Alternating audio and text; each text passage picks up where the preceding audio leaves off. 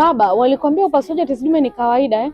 Hebu sikiliza hivi, alikuwepo mwingine ambaye alishauriwa kama wewe, upasuaji wa tezi dume ni jambo tu la kawaida, lakini leo hii ni miongoni mwa watu ambao wanajutia sana sana sana. Kwa sababu gani? Anasema tangu amepasuliwa upasuaji wa tezi dume hajawahi kumjua mwanamke tena. Maana yake nini? Kupitia upasuaji wa tezi dume inawezekana na asilimia kubwa ya watu ambao wamefanyiwa upasuaji wa mkojo wamepoteza uwezo wao kushiriki tendo la ndoa. Na tunajua fahari ya mwanaume ni tendo la ndoa na ng'ombe hazeeki maini. Je, uko tayari na wewe kuwa miongoni mwa watu wenye vilio? Najua huenda unaogopa, mimi nawezaje kutumia tiba asilia?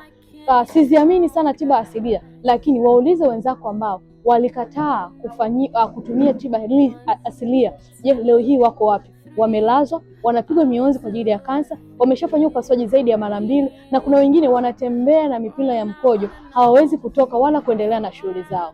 Sijui utafanya maamuzi gani, lakini kama unatamani kupata tiba na mwongozo wa kitaalamu ambao unaweza kusaidia kwenda kuondoa tezi dume ndani ya siku 30, nafasi ni ya kwako. Hebu nitumie ujumbe DM au comment neno tezi dume ili uweze kupata mwongozo.